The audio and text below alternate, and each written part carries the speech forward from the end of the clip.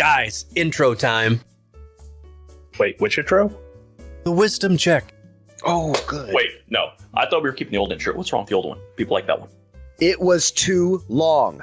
Yeah. Too many fucking gifs. Yeah. Yeah, but can we keep the part where I yell, more? No. But it's the intro to end all intros. I got, like, what, 2 lines last time? Do you want more lines, Tim? Well, no, not really. In a world without answers. Yeah. Wait, do you want to start with that? Here we go. Exactly like last time. Wait, okay, so we're doing it the exact same way? Let's start with the Smoky Bar. No, it's a new season. We have to have a new intro. More.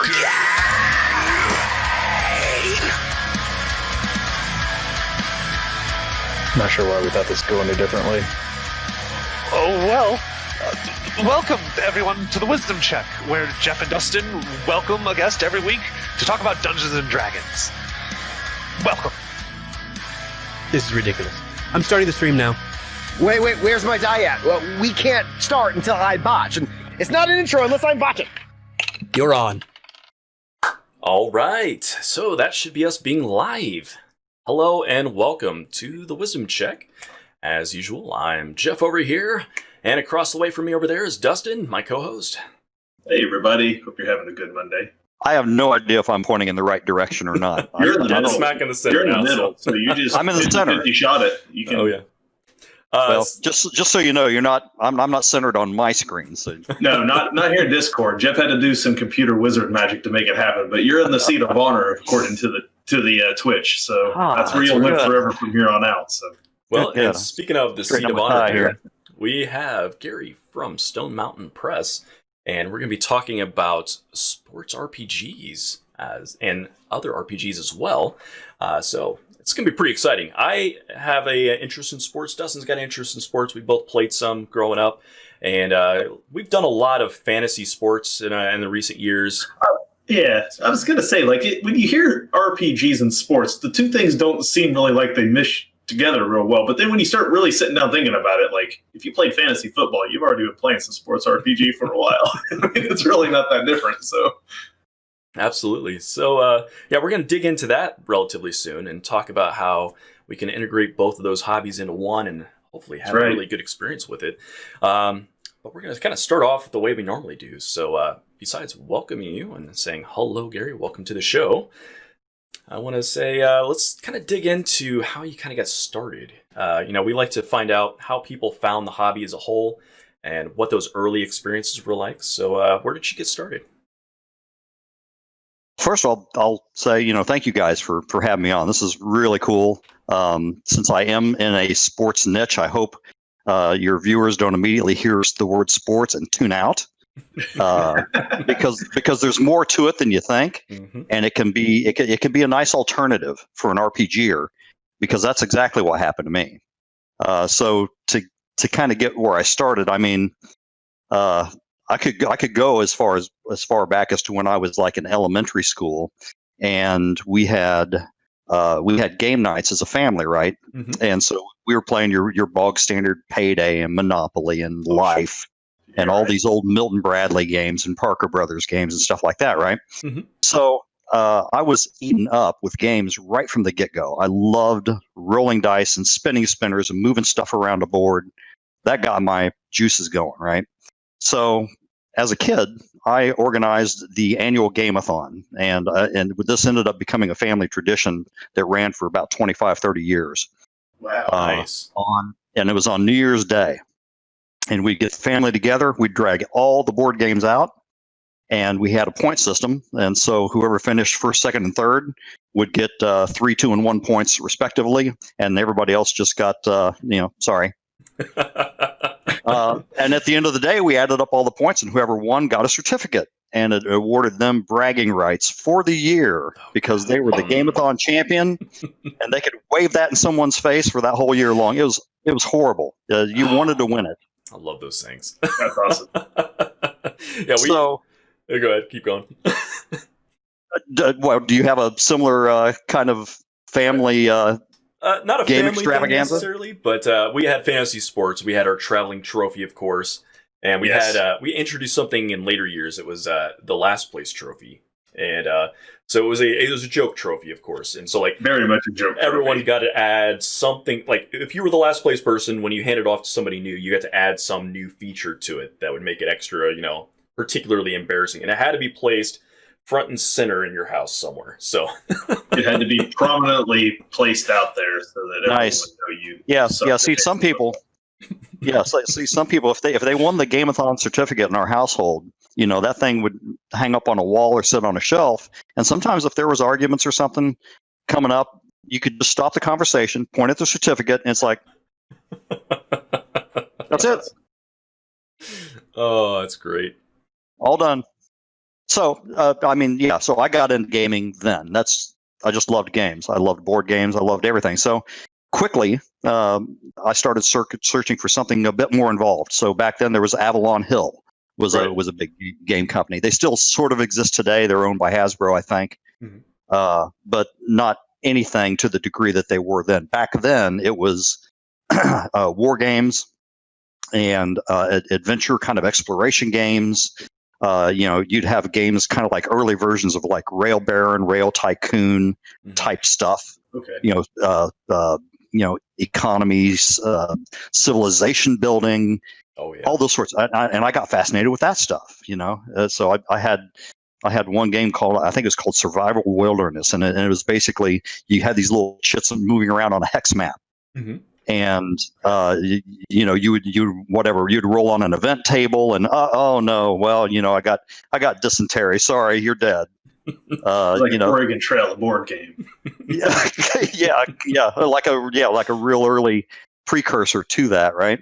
So Avalon Hill did all kinds of wild stuff like that, and I'll circle back to them later. But that got me interested in hey, there's something beyond Milton Brother and Parker Brothers here, and just playing whatever card games, right? There's a deeper level, and it's more interesting, and there's more narrative. I didn't know it then, but I wanted the narrative, right? So a couple years later, after fiddling around with these Avalon Hill games, a friend of mine invites me over. I'm freshman year in high school. And he invites me over, and he's got this red box. Classic. Okay. Oh, the red box. Actually, you know what? It's not even the red box. The red box came out when? Like 81? Yeah, it was I think that early sounds 80s. right. I'm pretty sure. Yeah. This was the blue box. So this would have been this would have been the old. I think it was the Holmes version of basic D&D, right? Yeah. He said, "Hey, I got this, for Christmas. It was our Christmas break. He just got this thing and something new, and he kind of understood sort of how to run it. I'd never played anything like that in my life. So I remember laying on my stomach on the floor, rolling dice on a spiral notebook, right, and having characters on index cards. Okay, that's about all it took." And I ran the whole party, so I had the magic user and the knight and the, solo playing. Yeah, it was just me. He was the DM, and I was the player, and I ran all the characters. But the characters were simple enough. The game was simple enough that you could do that. There's something neat about that, and I'd like to get back to that later too. But I was obsessed, though. I mean, it's like, what is this free form? You mean to tell me there's no board? I can go anywhere. I can try anything. It was, yeah. It was a nuclear imagination bomb went off in my head, and it blew me away. So I had to acquire this. So I got my copy. And then along comes, so that was Christmas break of '79, right? And so comes Easter break of 1980, and I'm in Paris, Illinois, which you guys know well. And I'm on Young Street in the basement of my friend Jeff Wakefield, and he has a friend named Brian Umberger, and those two guys hadn't played yet. And I've been telling them, I went to school and I told them, oh man, my friend Sean, man, we played this game. It's wild. We hadn't seen anything like that before. At that point, I had a good enough understanding that I could introduce them to the game. So Nice. that's how Brian Umberger got into it. And Brian and Jeff and I played. It was unreal. It was unreal. I mean, we would start. School would get out. We'd go to Jeff's house. We'd start playing. 6 p.m. We'd go till 5, 6, 7 in the morning. Yeah, Sounds about right. we've all been there. We all know those nights. Ooh. You're right. So crazy. And then we'd take a few hours off. Come 2 or 3 in the afternoon. After a nap and something to eat, we're back at it. And then we'd do it all day Saturday into Sunday. And my mom would call Jeff's house and like, hey, is my son still there? Yep. Still doing the same thing. Kept us out of trouble for the most part. Yeah, that definitely did. I mean, I think about how many hours we were playing in high school, and it was a lot. Like, It's it was just insane. like you'd randomly stop by your friend's house, and all of a sudden the game starts. It's just happens out of nowhere. That's because the games back then, I mean, they weren't modules. It was all improv because it had to be. Like, you couldn't prep for 13 hours of gameplay. Like, there's no way. Even with that 3-hour break, if you were DM and you were prepping again during the 3-hour break, you still not enough material. There's no way. So You just get a piece of paper, drop some coffee on it, draw the lines around that, be like, "That's your dungeon. Go." Well, and I don't know how familiar you guys are with the old, like the first edition DMG was famous for having all these random tables in it. Mm-hmm. yeah. And so you could flip to a page to whatever environment. Okay, I'm in a kind of semi-forested or I'm in a semi-arid area, and it's just like boom. Okay, do we have an encounter? Yes, no. We do. Okay, boom. Here's what it is. Monster manual comes out. All right, and then you start describing, you start narrating, and they react, and off you go. Yeah, very cool. Yeah, and I imagine back then it was just something like I remember our first games and running into new monsters and stuff, and not having any clue what they were. And for me, like, that sparked so many interests, like in mythology and history and different cultures and stuff. Like, we talked about it a lot in the early episodes, but like a lot of my vocabulary came from gaming. You just pick up words, you're like, what does that mean? I have no idea what this is. You can go look it up, and now it's part of your vocabulary from there on out. And I thought it was really cool how much gaming kind of brings you into other places. Well, yeah, and the more genres you play in, and you game master over time, the more you're first to learn. I like a lot of historical stuff. I like a lot of modern action stuff, and even to some degree, like near future sci-fi. Stuff more like Aliens, right? Yeah. Alien.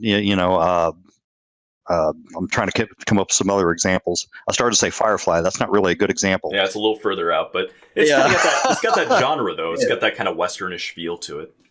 Right. It's got that. That's why that sprung to mind. It still has that sort of Earth connectiveness to it, as opposed to a 26th century Star Trek or something. But right, yeah.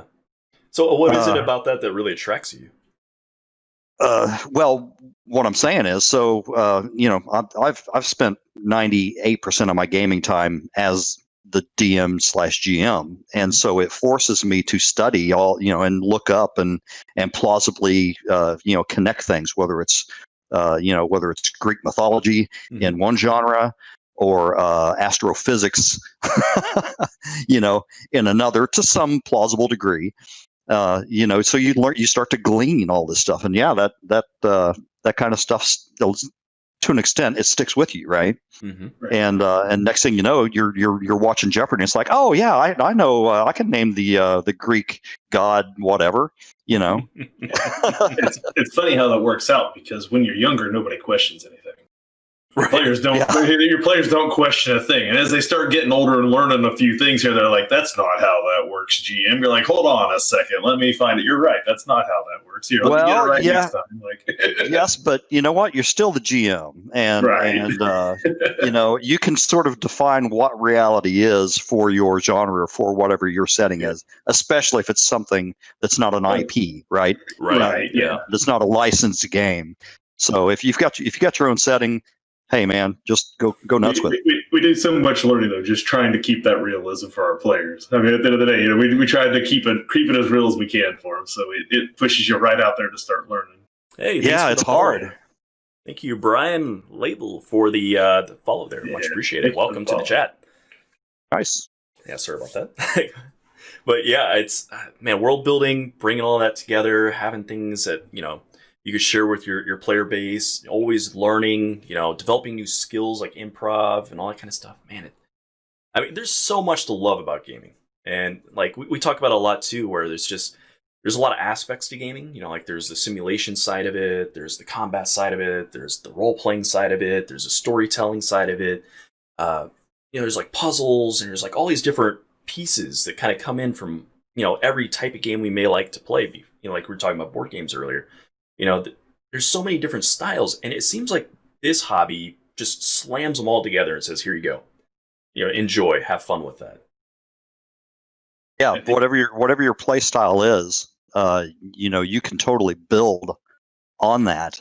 Within with whatever RPG. I mean, good grief, we've got Kickstarter now, right? There's all these products coming out, rolling out on a near monthly basis, for every conceivable genre, and most genres even nowadays have multiple different systems that cater to different play styles. So if you can't find what you're looking for now, right? You've just got an issue, right? And you've got something in your head that you need to just make your own game and get it out and get it over with. Well, speaking of that, Brian Label that just came in chat and joined us here with the follow was mentioning that he really enjoys your games, Legends of Boxing, Dice United, and Grid Zone, and they've taken your games and developed spreadsheets to help. So very cool. Yeah, awesome. No, it's impressive what I've seen. A lot of my customers have done with Excel spreadsheets. These guys are, a lot of these guys are just spreadsheet gurus with all the lookup tables and macros, and so they might take something like Legends of Boxing, right? Mm-hmm. And they might start a project that has, say, 64 boxers. Okay. Wow. to start the project, and then they start running it for who knows what would amount to years and years of action, and these careers accrue. And then all they do is they enter in, okay, this guy won this one by TKO, and this guy lost, and all these records start to build, right? Fun. Wow. And their spreadsheets keep track of all of this, so they can go in at any time. I'm trying to remember. I think it was Keith Neems is one of the guys that just has a crazy spreadsheet, and it's all fictional fighters, I believe, that he created also. Okay. So if you want to link this to RPGs, that's very RPG, right? Right? Oh, for sure. Create your own fighters, set them loose, and put them in this whole fictional. It's basically a setting, right? The setting amounts to these are the other fighters in my weight division, right? Right. Yeah. There's your setting, and now these guys start fighting, and running, from this guy's pro debut to his 10th, 20th, 30th, 40th fight, and then he retires, whatever. You've got a story there. You've got a narrative. I call it I call it campaign play, and that's something I'm really big into on my own table. Whether it's obviously that comes from RPGs, but I've taken that concept to heart when I play my sports games. Yeah, and I think for most of us, we're really familiar with that style of play in video games, where like, you custom make a boxer and boom, you run it through whatever that video game allows. But as we've talked on this program countless times, a video game, you're limited by what the programmers and developers were able to think of. An RPG lets you go one step further than that. If you enjoyed playing owner mode on Madden football, where you get to operate a whole team, you're still limited by what things they put into Madden football to let you do. You're not limited with an RPG, except by your own creativity and your own willingness to homebrew a thing here or there if you need to. Exactly right. Make it work. So it's always like people always think, like I said, that these things aren't united like in the way that they work. But if you could do it in these other systems like video games, there's no reason you can't have that same experience with the TTRPG. Yeah, in particular, if you have a system in place to make it easy. Like, I think that's the thing that a lot of people would like push back on. You know, it's like, oh man, there's so many numbers and so much detail and crunch. Which I love crunch, but you know, if you have a system to kind of abstract it out, you know, not abstract, I guess that's not the word I'm looking for, but to kind of manage it. And like you're saying, automated spreadsheets is a beautiful way of doing that. That's, you know, it's basically like programming at that point. You just kick it off. It's great. Yeah, it's great for sports gamers, and you got to understand most sports gamers. You know, it's a little older crowd, so most of them are the young ones are in their 40s now, right? Mm-hmm. And the older ones are 70, 80 even. Mm-hmm. But most of these guys, especially in the United States, they come from a baseball background. That baseball was king when these guys were kids, right? They grew up with Mickey Mantle and, you know, that whole era, you know, Sandy Koufax and you know, names like that. So baseball was big for me too. Which kind of led me into sports games. But my point being, there's nothing more statistically intense, nothing more pedantically overanalyzed than baseball. Oh yeah, among sports, that's the truth. They get baseball Bibles that has like every stat you can imagine in it. And I had fraternity brothers who would sit around and just quiz each other over things in that book, a big, massive book, and they just ask each other questions while we were just sitting around drinking beer, like for no other good reason than just to show what they knew about the game. And there wasn't even baseball on at the time. It's just you would laugh. You would laugh, Dustin. I've got a baseball encyclopedia across the house here, and the thing is, it's massive. I don't know. It's 5 inches thick, and it only goes to 1994. Whoa! Wow. Which subsequently is about the same year where a lot of old school baseball fans quit on the game because that was the year the strike year with with the World Series got canceled. That's right. That was the year there was no strike. And baseball lost a lot of fans at that time. And if you think your RPG books are big, that baseball Bible will put it to shame, I promise you. Yes. Yes. So yeah, most sports gamers, in fact, I can make this analogy pretty easily, right? Baseball is to sports games what D&D or the fantasy genre, if you wish, is to RPGs. Mm-hmm. Because it's the, you know, half-ton gorilla that just dominates everything. If you know, I've told my wife several times, if you don't have a baseball game, you're not really in the sports gaming industry. Yeah, that's true. As far as tabletop games are concerned. Now, you know, obviously video games and stuff is different. Mm-hmm. And I mean, it's the home of fantasy sports. That's where fantasy started too. Like for everyone playing fantasy, it didn't start with football. Like football may be one of the more mainstream ones to play now, but it all started with fantasy baseball. It was all the numbers crunch of baseball that got even fancy. That's exactly right. It was the numbers, right? It was the numbers. Yep. Mm-hmm. It was the numbers that drew them all in. So it's no wonder then, to tie this back to Excel spreadsheets, why most sports gamers are whizzes with spreadsheets, because they grew up basically looking at spreadsheets. They didn't know it, but when you looked at a box score in an old newspaper in 1976, that's a spreadsheet. and consequently, a box score looks a lot like the creature scores when you're looking at a creature profile. They're built in that same box method, right? With the stats across, the numbers underneath it. Like, it's natural to look for one or the other, and you immediately understand how the columns work and everything. Like, you're right. It mimics it almost like the people who wrote those early RPGs had been looking at baseball stat lines their whole life when they decided to write them. Well, yeah, no doubt some of them had, but I mean, those guys were also war gamers too, which, you know, wargaming is just great, you know, huge on these old matrices that they would build, right? So you would roll one die on one axis and another die on another axis and cross-reference, and it would tell you how many guys in this platoon are now dead. Mm-hmm. Right. Yeah, it's, God, we were actually just messing around. One of the other guys in our group, Cam, he does all of our music and stuff. He's really into softball. So they've been playing a league, and they're trying to put together a way of like aggregating all the stats and then teasing out kind of ratings for different things.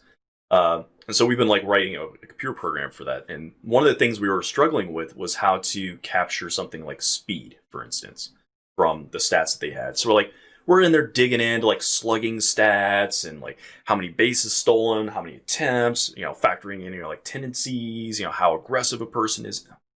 We spent like days messing with this stuff. And like, I could just imagine every statistician out there has got that like black hole of statistics that just in. And I got sucked in. I don't even watch baseball, but now I care a lot about baseball because of these stats. Those numbers tell a story, right? So once you really get an understanding of how these things work and what components and the weight of the various components, add up to a certain rating. Like if you're into football, look at something like a QB rating, right? Oh, QBR. Wow, so. Yeah, QBR. So somebody has a 101.3 right now through the season. Damn, it's a completely arbitrary number. The formula is so screwy. Like, right, but there's like all these components, and they all have different weight. And the same thing is being done with baseball these days. They just keep pushing it a little further. With stats like WAR, wins above replacement.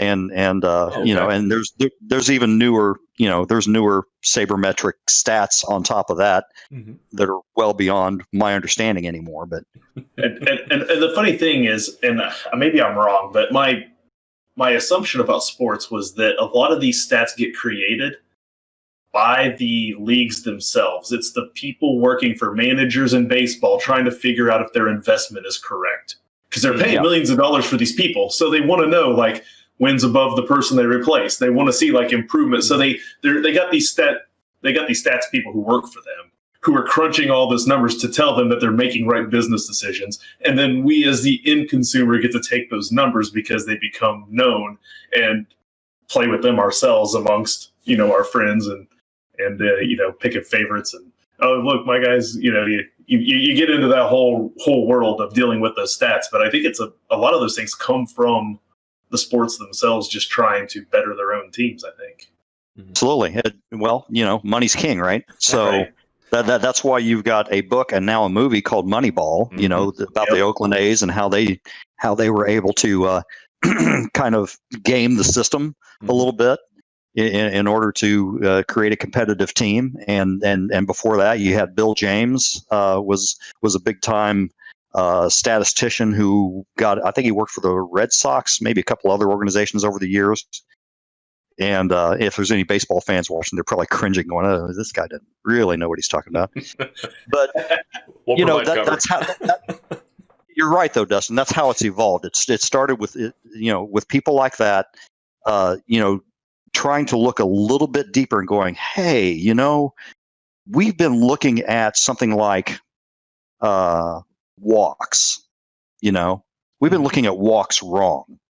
Right. It's like when you watch a walk happen in baseball, that's not real exciting. Right. However, what you've just seen is the equivalent of a base hit, right?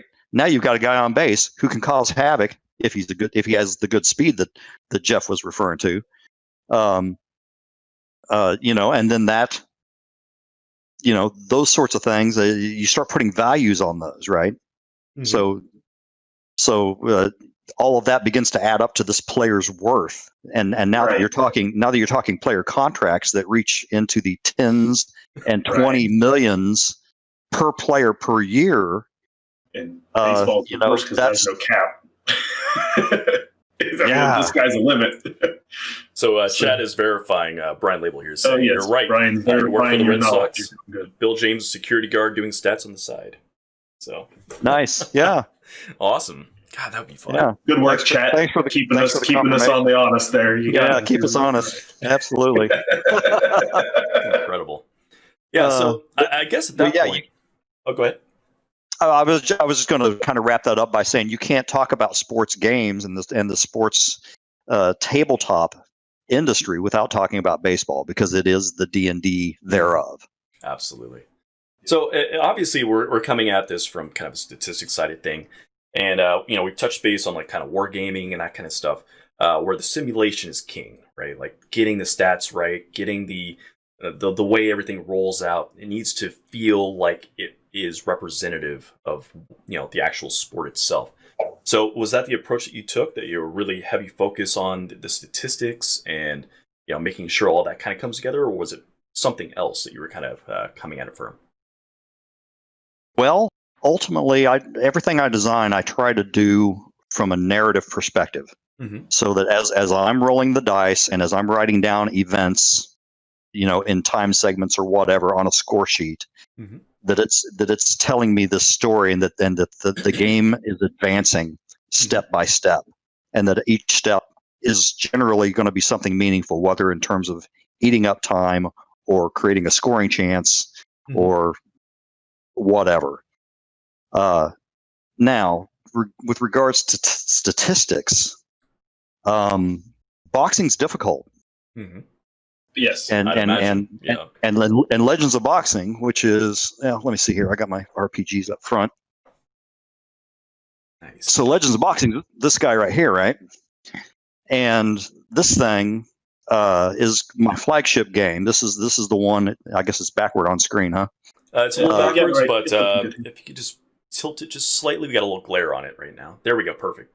There's the glare. Okay, well, there's nothing real fancy about it, but so Legends of Boxing is my flagship game. It's the first sports game that I released, 2003, 2004, and the thing about boxing, and especially back then, boxing statistics have come a long ways just since then, right? But prior to that, there wasn't a whole lot of meaningful stats. Basically, it was all the eyeball test. Right. And if you've ever watched, boxing and tried to, in your head or even on paper, try to score it and see how your score compares to what the judges are saying. Well, I would love to after that Tyson Jones fight a couple weeks ago. I would love to know what the judges were seeing in that one, because they called that thing a draw, and I have no clue what fight they watched. But so I'm right there with you, because I just 2 weeks ago I was doing that very same thing where I'm like, the eyeball test did not pass the results there. Like, I don't know. That happens all the time, but I will guarantee you, unless something really decisive happened in that fight, that was an exhibition fight, really, right? There's a lot of hugging. He was Dancing with the Stars. If you watched it, there's a lot of hugging going on. Hey, those guys are my age. I don't blame them. I don't blame them either. But they need that part two, though, right? They need the rematch. Maybe. So, well, yeah, you might be onto something, Jeff. By having a draw, you're setting this up. Hey, we can do this dance again and make more money. But I guarantee you, in an exhibition match like that, where there isn't a real belt on the line, and it's not really by the WBO, WBC sanctioned rules and that sort of thing, that fight was going to be a draw unless something really decisive happened, like somebody got knocked down a couple times, or if obviously, something really decisive would have to happen. So, yeah. But to your point, though, you can watch a fight and the way they score. Like, I don't understand, except for the part with knockdowns, I do not understand sometimes how the scoring in boxing works. I played boxing video games. I played the crap out of Mike Tyson's Punch Out and a few other games, right, which are so far removed from actual boxing that it's almost not relevant. But, I can't believe you don't get stars and get to hit the start button, just uppercut a guy into unconsciousness. That's weird. I played some more simulated boxing games too, and so you kind of learn like how you win a round, but it doesn't really teach you the intricacies of how scoring happens for the sake of boxing.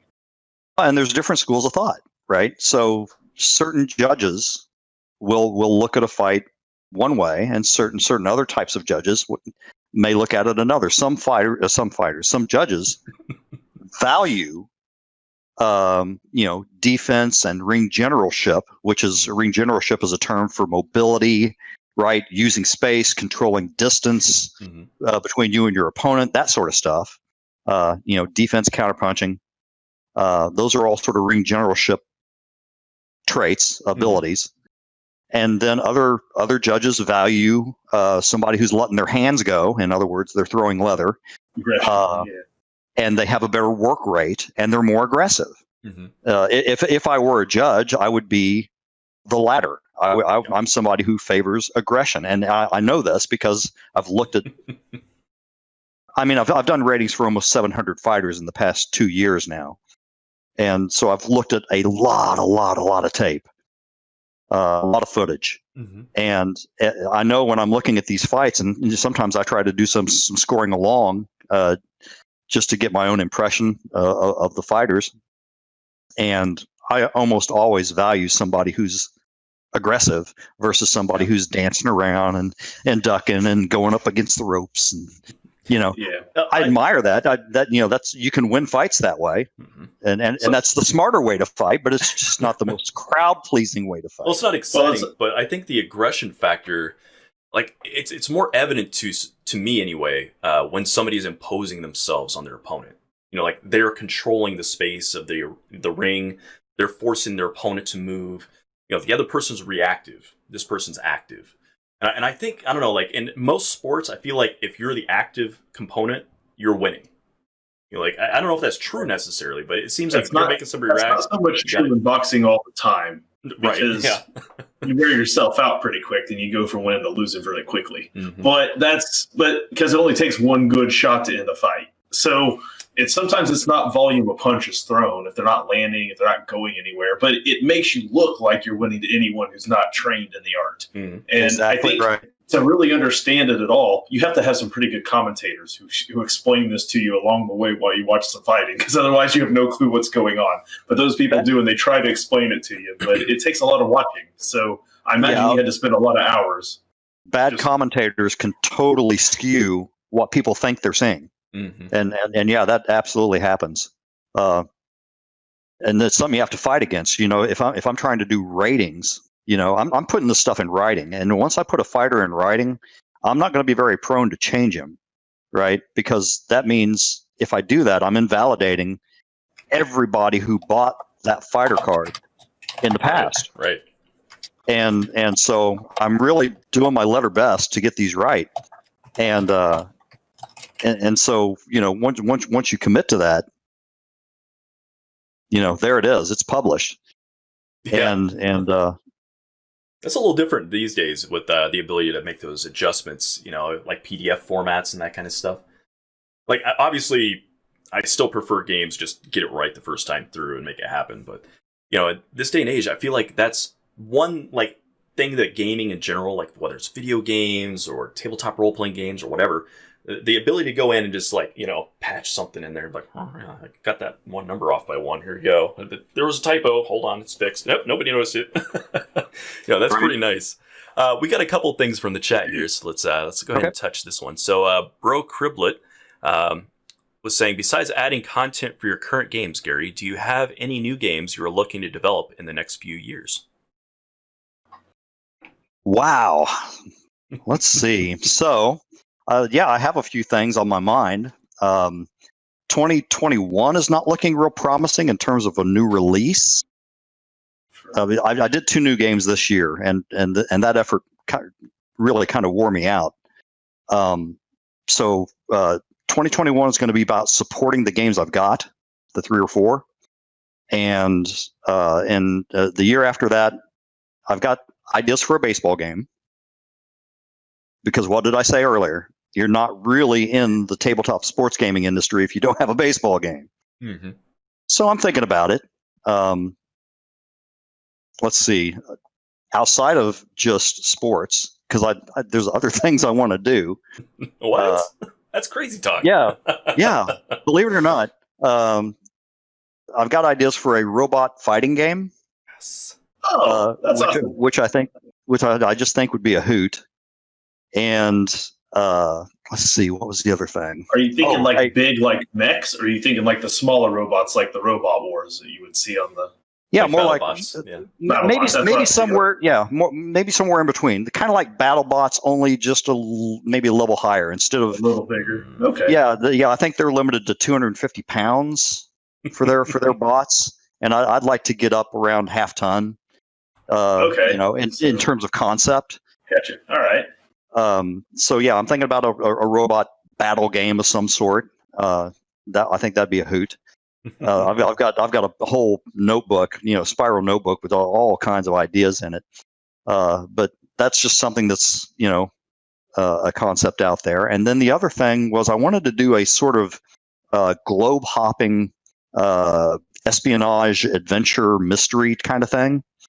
Again, this isn't something that's deeply developed, but it's I picture it being kind of card driven, where you'd have different decks of cards that you would, primarily a solo game. So you'd have your map, and you'd get to a location, you'd draw a card. Mm-hmm. The card would probably have you roll some dice. There would probably be an event booklet. So certain cards would cause you to go to this event booklet and open it up and maybe get a clue or encounter an enemy or, get seduced by, some sexy Russian agent or something. So, kind of classic Kind of that James Bond life. Bond. Yeah, Atomic Blonde. Yeah. Yeah. I love that genre. I always have. In fact, that's what... that's basically what Search and Destroy is. Nice. So this is my little contribution to RPGs so far. Very little contribution. I think it's more than I've done. Yeah. You have a book. You're ahead of me and Jeff right now. You have I've got Jeff beat. I mean, I'm writing on one, but it's slow because I'm not a great writer, but I'm getting there. It's not easy, is it? No, it is not easy. Yeah. Well, let's see. I mean, you see how thick this is, right? Mm-hmm. That was a year. Oh wow! I spent on this thing. Wow. Yeah. What is it? 66 pages. Wow, So, man. Yeah, I think that's something people really underestimate is just how intensive the development process can be. Especially just if you're a one-man show. I can imagine that's just overwhelming as an understatement on that one. It was a learning experience, and that's why I did that project. That's why that was my first project, because RPGs were my first love. Mm-hmm. Long before I ever got into sports games, I was doing that stuff. Mm-hmm. That's really cool. And so I already had, and most of the stuff in that book, I had in some informal form or fashion from old games that I played, such as the old Victory games, the James Bond 007 game, if you've ever seen that. Mm-hmm. That was one I played a lot. Before there was that, I actually did Brian Umberger and myself did we took like Gamma World rules. Okay. Yeah. Okay. Like first edition Gamma World, and kind of tweaked those and made the first Search and Destroy. That was the first RPG that I really made that was playable. And we played around. We'd stay up all night long playing that silly thing, having police chase us down and, escaping from jail and so forth. But, and then that's where that's kind of informed some of that stuff actually made it into this book, years, cool. 30 years later, in terms of characters and ideas and, sure, yeah. and so forth. So you developed essentially your own IP at that point. You're going to use it. You spent all those years making it. You're going to use it. Like, don't let any of those good ideas go to waste just because it's 30 years later. Yeah. And I've kind of had half motivated, half-assed ideas about, maybe writing some fiction around this, or maybe doing an expanded setting around this, things like that.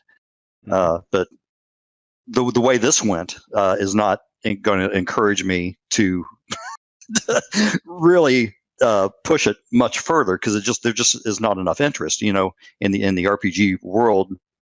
Modern action is a very, very small piece of the pie. When you're starting to slice a niche into sub niches, that gets a little rough. But back to I think it was Brock, his question. Mm-hmm. So let's see. I guess that's it. So the spy game, the robot game. I'm dabbling in baseball. So those are things I would like to do in the years ahead. Very nice. We got another question coming in. I was going to ask you, but someone in the chat got to it. The same here. It says, have you yet to find a legit MMA board dice game? Any thoughts on an MMA one? I've heard this question a lot. People really like the boxing game, and I think it's fairly easy to look at it and how it works and go, man, we could do an MMA game with this. And you know what? I totally agree.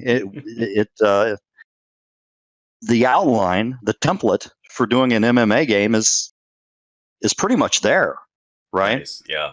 It would be like the next logical step in the progression of what you could do with it for sure. Yeah. The biggest obstacle is, however, I'm not a big fan. Really? Really? Interesting. Of MMA. Yeah. Huh. I'm an old school. I like boxing. I like a stand-up fight. I don't Mhm. care for ground and pound. I can't stand it when a couple guys are cracked together and rolling around on a chain link fence and someone's bleeding. You don't know what the hell's going on, Mhm. and then all of a sudden you see one guy kind of he's panicked and this guy takes an elbow, goes, and the fight's over. It's like, what the hell just happened? It's like watching. It's like watching a scrum in front of a hockey net, trying to figure out, did the puck go in or not? Fair. There was a time for me where UFC in particular was really interesting, where there's a lot of different styles. Mhm. And then they slowly figured out what doesn't work, and everyone has to master all those styles. So now, like, the fighters are all more uniform. They're all more. Some maybe have strengths or weaknesses, but they all pretty much have the same package of skills trying to come into the ring. And so for me, it's gotten a little less interesting as that's happened. I believe that. Yeah. I look into it. I look into it from time to time just to see if something catches my attention. Mhm. And it back in the early days when I used to look into it, you would see pretty contrasting styles between the Gracies and the Ken Shamrocks of the world. You know, strikers, grapplers, stuff like that. But now you're right; it's kind of homogenized to the point where somebody might be a little better as a striker or a little better as a grappler, but they're all really pretty good at these core sets of skills. So it's something else, usually pure athleticism that's going to set them apart. Yeah. But somebody quick would interrupt love here. for it. Oh, yeah, We got a raid in here from Dragons in the Dining Room. So Dragons in the Dining Room, Thank bringing you, in 7. Welcome. Thank you, DM Takeo, for stopping by. Absolutely. Nice. Tonight we're talking about sports RPGs. And our guest tonight, Gary, has developed a number of games that kind of touch in this area. So we're talking about boxing, we're talking about baseball, we're talking about football, and we're seeing the ways that these hobbies kind of mesh together, how these can be represented in game, and just having a pretty interesting conversation. So if you got any questions, feel free to kind of ask them in the chat there. We'll try to get to them, and we'll kind of go from there. But as we were talking a little about UFC and how you don't have much of a love for it, so you're not probably developing a game for that. But it wouldn't be hard for somebody who did have an interest in it to take your Legends of Boxing game and try to, again, homebrew, take it one step further and take that kind of system and apply it to something like MMA if you were truly interested in maybe doing it. Yeah, it can be done. In fact, I've taken this game engine, and a long time ago, 12 plus years ago, I started developing sort of a pro wrestling adaptation of this game engine, and it had legs. I could have really taken off with it. And it just turned out I didn't want to. I wasn't motivated enough to at the time. Like a big market for that. But if it can go from a legitimate sort of I don't know if hardcore is the right word, but a straight up boxing simulator to doing something that is more flashy and showy, more of a show than an actual sport. If it can run, it can run the gamut in between those two, then certainly, yeah, MMA can be done. I mean, one of the things that Legends of Boxing does is, you basically you have numbers on the cards that represent the fighters, and then their styles. The cards are fairly small; they're about the size of a business card. Oh wow! And so yeah, there's just like 15 numbers on there, and that defines kind of what this fighter can do for the most part. But what really makes them come to life are these styles. So these are separate cards that are used, and each one of these cards. These are big. These are half-page cards, right? So if that was an 8.5 by 11, that'd be the top half of the page. But so these cards here is where the styles are contained. You take them to your left, I think, just slightly. There we go. Now they're right there is in frame. Perfect. All right, there we go. Yeah, you're seeing something a little different than me. Yeah. He's got you cropped just a little bit. Squeeze in a little so we can all get you fit. on the screen. So the point being, with MMA, I mean, That's you could have a striking style, you could have a kicking style, you could have a grappling style, you could have somebody who's really good at throws or tripping, Muay Thai style kind of thing. You could have a separate card for all these different styles, and as fighters, as a round progresses and whatever, there could be certain critical points at which, pow, say you're in striking mode, you stun a guy, and now that he's stunned, oh wow, okay, I'm going to switch from striking to grappling. I'm going to take him down, right? I know that's not what the cards say, but I'm using that just as an illustration. So boom, Right, you just swap out the card, and now you're fighting in a new style. So yeah, cool. you could totally do MMA. I just don't want to. Well, there's a lot of fighting. I think comes naturally for RPGs. When you're playing D&D, when you're playing any game, fighting is there, and there's grappling rules. There's a lot of these rules that are baked into the normal RPGs that we see kind of all the time. So Thaco just got here over on. They do a DCC game called X-Crawl, which is very much a marriage between Dungeons and Dragons and professional wrestling. It's very much got that sort of middle ground. These kind of things exist for fighting. So I think those things are natural. Where if you wanted to have something like an MMA, you can find rule sets out there, including his, where you could make something like that very easily, I think, work. Mm-hmm. Sure, absolutely. Yeah, I'm interested in what sorts of things you took as priorities, I guess, in your game there. So obviously when you're kind of coming to terms with stats and you're putting together those cards and stuff, are there a lot of changing of positions? Is it a lot of ranges in terms of how close or far the fighter is? Is it types of punches? What are we looking at there? So what Legends of Boxing does is it simulates in 20-second segments. It kind of brings you the highlight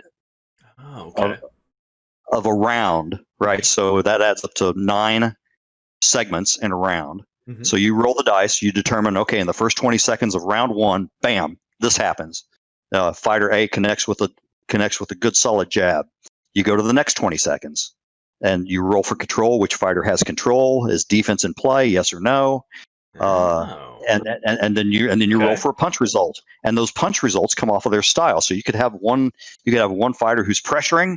That basically means he's throwing lots of punches and tiring himself out and trying to go for the knockout. And then you could have another card where this guy, he's elusive, he's dancing around the ring, and he's trying to avoid him. And those styles have inherent things about them. If you're pressuring, you're throwing lots of big punches, lots of combinations, and you're bringing your full range of power into play because you're committed to throwing punches that aren't just touching somebody but trying to go through them. Mm-hmm. As opposed to if you're in elusive mode, then you're throwing jabs, you're throwing punches that you want to score without taking nearly as much risk. So if you so what Legends of Boxing does in that regard is in a 20-second segment, you'll see something such as these 2 different styles are in play, and one guy controls. He gets to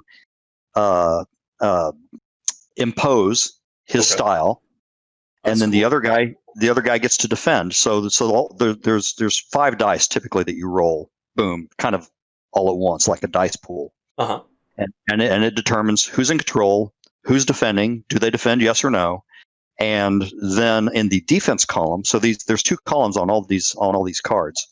There's a plus column and a minus column. The plus column means that the other guy didn't defend effectively, and that you're going to land something. You have a chance to land something good, or they can defend. And in the defense column, there's the ability to counterpunch. Oh, nice. So this is one of the things I really love about this game, and keeps me coming back to it. Even 17 years after designing it, I still love to come back to this game and play it because it's fun to see that interaction. Mm-hmm. And it's a great experience. It's a great narrative experience as a solo player. So you sit down at the table and you put these 2 fighter cards down.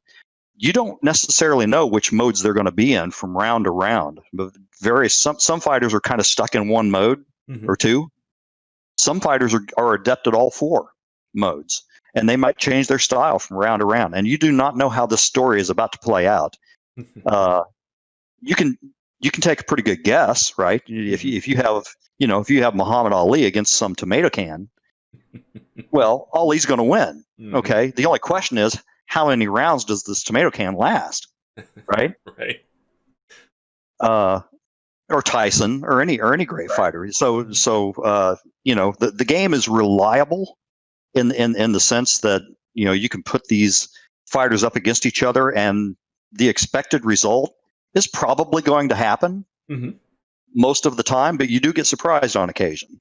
Well, that's perfect. So that's what it's designed to do. It's a simulator, right? So what I'm saying is, going back to the 20-second segment thing, and you move through the rounds 20 seconds at a time, and then you get these little intricacies about who's doing what style, who's in control, who's defending, who's counterpunching, and you get to the end of the round, you score that round, you go to the next round, and it just all adds up. And before you know it, you've played a fight, and now you've got the story of that fight, and you're like, oh crap, this is really cool. Now I want to take this fighter and put him up against this guy, or maybe rematch the same fighter again and see what happens. And really cool. then this narrative begins to build, and then you add on to that. Like right now, I'm working on something called the Career Campaign Guide for Legends of Boxing, and this guide is all about how to take a fighter from his pro debut all the way through various stages of competition, through various career phases where his abilities grow. Guess how that works? Like an RPG, right? I was going to ask. So he's going to get more effective. He's going to develop different abilities. His ability to take a punch might get better. It might get worse. Who knows? You might roll a bad event on a chart, and he ends up going to jail for 4 years, and now you've lost part of his career. But all of that's part of the Career Campaign Guide, right? But you can see how my RPG background is playing in now to this, what is really a hardcore sports simulation. Because what Legends of Boxing ultimately does is it ensures really that great fighters are going to perform greatly, and that poor fighters are going to perform poorly most of the time. And it runs the whole gamut. I've got I'm approaching 700 fighters rated now, officially.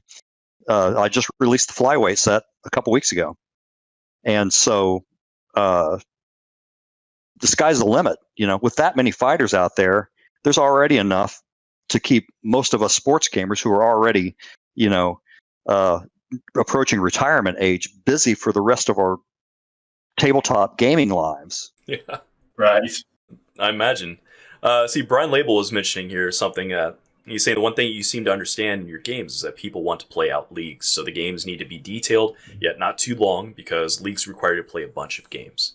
Yeah, that's a really nice touch. It's I was curious about the role playing aspect of it. If you were going to put in training and changing characteristics and stuff, but you just answered that. So I think that's that would be a huge draw for me personally. I'm really big into that kind of narrative of you make a couple choices and then you see how it progresses and then you see what happens. It's I'm thinking your Madden games with your franchise modes or whatever. I love creating a player and having him out there and seeing what he does and seeing that progression. So it seems like that's what you're building right now. And that's what the Career Campaign Guide in Legends of Boxing is going to do. The computer game, we're also working on a computer game of Legends of Boxing. Great. And so we're developing the Career Campaign Guide is actually being developed in the computer game, and then I'm going to take that once we've got it vetted, play tested, we've got it tweaked the way we like it, then I'm going to take that information and port it into a hard copy also, so that those guys, and I've got a lot of customers who just really aren't into computer games in any way, shape, or form. and they're going to want the hard copy. And then so that career campaign guide will allow them to roll up, just like you do RPG characters, right? Roll up fictional fighters, you name them, and you say what weight class they're in, and decide. You could pick which ones. You could roll up a whole stable and pick from that. You could roll up. You could create a fighter using a point system. That's going to be one of the methods. If you just it's like creating a character, basically. You're sort of placing weight in certain abilities. I want this guy to be, maybe not a big puncher, but I want him to be really good at defense, right? So he doesn't get knocked around. You can make those sorts of choices in creating a fighter, just like you do when you create a character in an RPG. And then lastly, and this is something I think is going to blow people's minds, is in the computer game, and I don't know if we can do this in the tabletop version or not, but in the computer game, we're messing around with a third option where you can take a historical fighter and have that fighter's ratings. So let me back up for a second. When I do ratings for a fighter in Legends, the ratings you see is that fighter at his best. Gotcha. It's his peak ratings. So, and I'm not just saying his best on one night. This is his best during a certain period of his career, a 2 or 3 year span, something like that. So, those are the numbers you get. So, in order to use real historical fighters in a career type simulator, then you have to reverse engineer their peak ratings back into rookie form or novice form. So the computer game has a regression module built into it. So you can pick a fighter. It's like, okay, I want to see what I could do with a young Mike Tyson. Okay, so you pick him as your fighter. The computer regresses his ratings, and it doesn't regress them the same way every time. He might get he's not. You're not going to always have the same starting point. It may regress him differently. It's done via charts and rolls and things are backwards engineered. So you might get different starting versions of 18-year-old Mike Tyson. That's nice. It's like, and so in the computer game, you can take 18-year-old Mike Tyson, bam, and start his career. You can watch his pro debut. You can guide him. You can train him. You'll have decisions to make both during the actual fights if you play them out. Or you can skip. You can have the computer simulate the fights, and you just make career decisions along the way in terms of who he fights, or how you want the fighter to develop. It's like, okay, you got a choice here. You could develop his defense a little bit, or maybe you want to ramp up how his control works. And so that is going to be a thing of beauty. And I hope that I'm able to port that portion of the computer game back to the tabletop version of the career campaign guide. Yeah, that sounds great. It's going to be fantastic, and it really is a great segue to RPGers who, for whatever reason, they've lost their group. They can't, schedule time conflicts. The curse of being an adult. Yeah. yeah. The whole adulting thing, right? It gets in the way, and this is how I got into sports games to begin with, right? Because I found myself somewhere just after college, okay, and I'm starting to get into a career, and I've got a family, and I've got a baby, and there wasn't any of this online gaming yet. This hadn't come around. All video chat that actually worked. It was not. Yeah. We were still on the dial-up modems. At that point. So yeah, online gaming wasn't really viable. And so I was looking around, and I thought, I still kind of like baseball. And so I went looking around. I went to a local game store down in North Dallas, and I ran across this big flat box. It looked like an old Parker Brothers style board game box, and it said Stratomatic on it. I'm like, what's in this? And it said, I forgot what season it was in. I think it was the entire 1990. It might have been 94. We talked about 94 earlier. I think it was the whole 94 season was in that thing. And I thought, well, that's perfect because we didn't have a World Series. So guess what? I can take this game home, and I can play out the rest of the schedule that didn't happen and have my Nice. own World Series. And now I've got closure. And you know what? I did that, and I played. I don't know. I played hundreds of games by myself. Who won the '94 World Series? Oh man. Do you remember who was the winner? For all of us who didn't get to have one that year, do you remember who won now? I think I had the Reds winning it. Wow. The Cincinnati Reds. They had a pretty good team that year. I'm trying to remember. Montreal, I think, was in the mix. The Braves were big in the '90s. You know what? The Braves was who I thought you were going to say, because that was kind of during their heyday, like when the. Yes, you're right. Yeah, they were there as well. Let me see. We got a few questions coming in here from chat, but I had one question I wanted to lead off with just briefly. I was curious when it comes to using historical fighters, like you're talking like Tyson, for instance, and maybe with the video game this is a bigger deal than with a tabletop RPG or a sports game. But is there a lot of hoops you got to jump through to be able to use the names and likenesses of any of those fighters? Like that, like I know in the world of IP is a huge thing these days. Like I don't know how that works for a fighter, but. I'm not using their likenesses. Okay. Yeah, I guess I'm not using any as a newspaper or something like that, writing their names out. Exactly right. Yeah, the part of the fighter's career that I'm using is public domain. It's public knowledge. So. Okay. Okay. Yeah. I was just curious how they approach that. Yeah, it looks like Discord's having a little bit of a bottleneck tonight. We're in one of those nights apparently, but Dustin's image Discord's isn't moving at the moment. a bit. But I can hear him. I think we're back to moving. Is it just me? We're mostly doing all right. As long as you can hear me, Dustin. This is our favorite part about streaming, by the way. I don't know if anyone out there in streaming land is part of this. Technology seems to want to fight you continuously through all this. So we'll get to stare at Dustin with his mouth open. That's terrible. Good. That's a good look for Dustin. Well, while he's struggling to get back into the call here, hopefully it'll catch up. Let's catch up on some of these questions we had in the chat.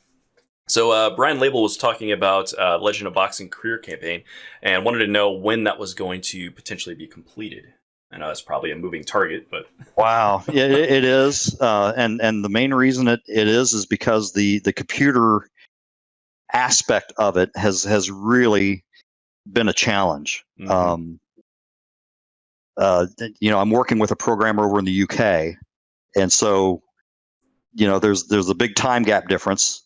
First of all, so our schedules, by the time he responds, it's it's the next day, and so those conversations, and they're huge, sprawling. You should see one of these emails between me and this programmer. Oh, I believe it. Huge, sprawling emails trying to convey these points, and so it's very complicated trying to get the computer portion done, and I simply cannot move ahead with the tabletop version of this until the computer version is settled. Yep. And it just has to be that way, and for a couple reasons. First and foremost, I want the two systems to basically be the same, so that if you're playing both versions and moving back and forth between the two, you're still getting the same experience for the most part. And then secondly, we really need the computer game to be doing its thing and to be fully functional in order to vet the system, and then that way we can confidently deliver a career campaign system that has been tested with tens of thousands of fights instead of tens of fights or hundreds. It's going to be automated at that point to run it through automation at that point and get results versus a bunch of people having to sit down and play for hours on end to get the same amount of numbers. Bingo. Yeah, it's a good one. What Dustin said. Man, that sounds like a fun project. I do some programming and that sounds like fun. I might have to take a crack at that on my own side of things and just see what I can come up with now, because we'll do an MMA game. You got the gerbils rolling around in here, so we know there's going to be a gap in his games. There's not going to be an MMA one, so there you are, Jeff. Probably not. Yeah. Let's see some other questions we had in here. So Joker, one of our regulars, wants to know, what if I wanted to try with a fictional fighter like Mickey from Rocky in his heyday? Yeah, you could do that. It's just a matter of deciding what that fighter's ratings are. And I think you would have to kind of look at the Legends of Boxing ratings that are already out there. If you've got the game, if you got the core set, you've got 125 fighters right there with a pretty large swath of ratings that you can compare to. So it's not too difficult with a catalog that big to think of the fighter that you're wanting to rate, whether he's fictional or real, and then compare that and say, well, basically he's like this guy in reality, right? At this weight class or whatever, and then say, but he's like this guy, but he's a little faster, so I'll give him a little bit more control. He doesn't punch quite as hard, so I'll take his punch power down a notch. Defensively, he's the same. Let's see, he's got more of a tendency to cut, so I'll lower his cut rating by a notch. And by the time you've done that, especially if you're talking about trying to play some fictional fighter, you're there because no one can tell you you're wrong.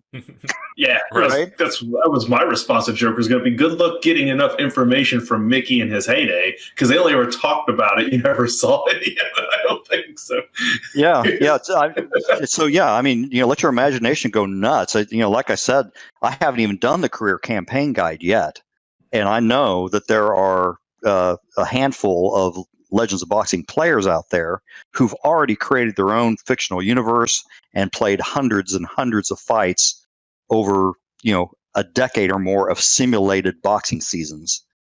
They've sent me the spreadsheets. I've seen them. It's amazing. That's amazing. That's awesome. That is really cool. See, Chris Sturps was saying the one thing he looks for in off-main campaigns is a game that's quick, easy side game to get into, few rules, easy to explain, and a simple sports game where players have stats and cards and you just have to do some simple rolls would be great. So it sounds like you're really interested. Just in case you didn't see the link earlier, let me go ahead and throw you a link where you can go to Stone Mountain Press and take a look at this game yourself. So definitely go check that out. And I think, if I'm not mistaken, I've got the link for your YouTube over here we can throw some people to, because I think you were saying this had some examples of play. Those are mostly demo videos, especially when the first 3 or 4 videos are longer. They're kind of more entertainment oriented. That was the original concept of Gamescape. But it's easy to see the change, the shift after you get past the first few videos. I don't have them separated into playlists yet. I need to do that. But I've only got 14 videos or so, something, maybe 20. At any rate, but most of them in the past 3 years are all demos. So it's like, I'm introducing the game. Here's what the charts look like. Okay, let's play a game. Here's how you get one started. Here's the first round of a fight and how you do that. And so for the most part, with all those demo videos, I've tried to keep the videos really short, like 15, 10 minutes on most of them. Nice. And for you watching this later on YouTube, obviously you can't see that we have chat over there on the side where I linked the links.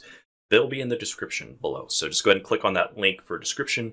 I'll have those squirreled away in there somewhere, and make sure you go check them out. Take you from our YouTube to his YouTube. That's right. So I want to circle back to something. I remember earlier, I think it was Brian that mentioned something about, in terms of game design, that he really identified with or appreciated, the aspect of where the games play quickly, so that you could, get on basically with the big picture. And that's one thing that I've really tried to focus on, particularly with the other two. We've done a lot of talk about Legends of Boxing. We haven't talked about Grid Zone and I started to say Quick Fixture. Dice United. Quick Fixture was the first version that eventually became Dice United. And so I'll explain real quick what these are. So Dice United. Soccer, yeah. Let me Soccer. flip the camera real quick. I was going to say, with United, it's got to be soccer, right? I mean. Yep. There, let me flip the camera real quick so everyone is seeing that correctly. There we go. Okay. If you can move it to your right. There, perfect. Perfect. There we go. Now people can read it. Yes. Well, Okay. if there was ever a game to get into that's bigger than baseball, it's soccer, as far as universal loved. So you found your right niche to go into there for sure with another game. You would think, but it is far and away my least seller. Are we just? That's crazy. I mean, as big as soccer is. Yeah, but you have to remember it's tabletop, then gaming. You know, like, into sports. And I would imagine the audience for tabletop is probably North America, Germany, the Scandinavian countries, maybe. Our friend Joker there he's Hispanic. He's from South America. We've had him on the show before, so you're right in his wheelhouse now. He heard soccer. He's excited. Okay, well, Dice United's got a couple challenges, I realize, and part of it is that, for the most part, I don't think a lot of the Euros or probably a lot of the South Americans trust an American doing a soccer game. Well, okay. Yeah, there's that. That's fair. Yeah. Okay. And I get that. Yeah. But this game is really a hybrid quick play game, which means it doesn't get to the level of worrying about whether someone's in a 4-4-2 formation, and making specific subs, like, I'm going to take this kind of player off the field, put this kind of player on the field, so that it changes either my shape or my tactics or that sort of stuff. I love that sort of stuff about soccer. To be honest, in the past 5 or 6 years, soccer has now displaced the NFL and even baseball. Wow. For me personally, as the sport that I like to watch the most. Really? Wow. Okay. Yes, it has, and that's it's growing in America. It's just it hasn't quite gotten there for most people yet. Yeah, and I'm afraid it's only going to get so far until such time as the American program becomes competitive in the World Cup. Yes, I think that's going to be the tipping point, and we're quite a ways away from that. Yeah, so, that's true. Yeah, you have to hit a certain market saturation for that. Yeah. So Quick Fixture, instead of calling it a soccer simulator or a soccer game, I call it a league simulator, because the idea with it is to take an entire league, like a 20 team league, like La Liga, Bundesliga, Premier League. Actually, Bundesliga is 18, isn't it? At any rate. You're a little out of my wheelhouse when it comes to actual knowledge. I played some soccer when I was a kid, but I don't follow it enough as an adult to understand all the. Yeah, that's most Americans, right? It's like soccer is the first game they play. They never ever play it correctly, and by the time they're 7 years old, they're on to something else. Yeah, what's weird about that is you would think there's a lot of crossover, because like basketball is so popular, and it's another one of those fast-moving, shape-oriented sports. You would think that there would be some crossover there, but for whatever reason, there just isn't. Like, yeah, I don't quite get that. Like, I mean, with other sports, like say like football as an example, there's a lot of equipment involved, so maybe that's like a detriment. Certain areas will have more access to this sport than another, and soccer seems to be universal. But you would think soccer would still be there in America. I don't understand why that's not prevalent. Well, I think there's a common misconception. I want to call it a misconception. I don't know. I'm not in marketing of like a professional sports league. Those guys actually have to worry about that stuff because it's their livelihood. But I think the assumption is that Americans, first of all, they don't like a tie, which I think is dumb. Don't talk about Jeff about ties. America loves winners. Yeah, well, I mean, that's doing a real disservice to ties, or what they call draws in soccer, because, well, and it used to be this way in hockey too. A draw or a tie can be sometimes the most interesting outcome, just about in a lot of sports, because for some teams that tie is equivalent to an upset win. For some teams, that tie is like, I can't believe we settled for a tie. Right. It gets very complex. But instead, especially in hockey, where they've now pretty much done away with ties, their saying was, it's like kissing your sister. Yeah. Yeah. I experienced one of those ties in soccer once when I was in Mexico. We stopped at this little place, and there was all these people for the World Cup out there at the square watching, and there's us, foreigner Americans there just trying to order McDonald's at this busy square, and all of a sudden the place erupted. There's gunshots everywhere, and I turned to this guy and asked him, "What happened?" He goes, "We tied." I was like, "What? This is a tie?" But it was a big deal. Like it was huge. And I was like, I remember looking at one of my fellow students who were there. I was like, "This is what happens when they tie. Like, imagine what happened if they lost. Like, holy cow!" Like, Right? The whole place went nuts. Like it was crazy. Well, first of all, I'm relieved that was an actual soccer story because I thought you were going to say something weird about kissing your sister. No. Nope, it was a soccer story. Okay, good. Oh man, you broke me. On that one. Jeff did. We'll have to continue on without it from here. Oh, good stuff. Brooke Criblet had another question for you, kind of in a different direction, but they're asking any thoughts on tennis as a tabletop game. There's not a lot of high-profile ones out there. Do you think there is a case for tennis specifically, and you think it's a hard translation? Tennis can be done, sure. I'm not the guy to do it, but yeah, I don't know. I hadn't really thought about it, to be honest. But yeah, I mean, everything else has been done. Heck, I've seen people put their homebrew ping pong game, out there, for instance, on Delphi. So, yeah, heck, anything can be done. Horse racing, has been done.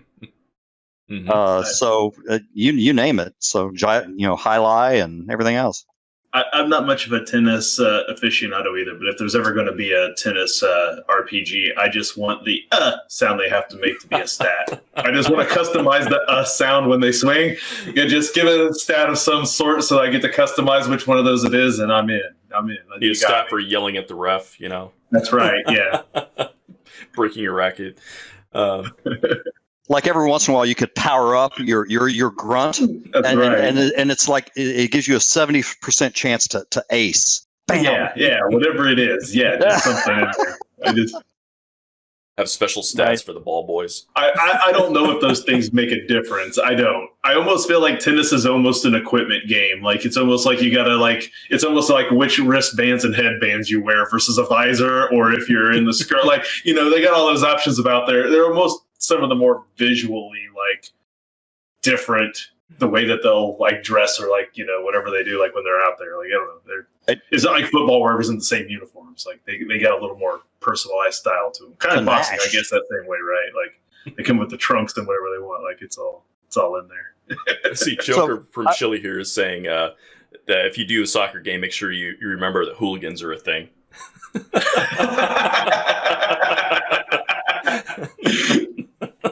That's the key. That's what you were missing from your United game. You forgot to include the hooligan factor in there. There's what you were. I do not. Yeah, I don't have a hooligan factor in my game.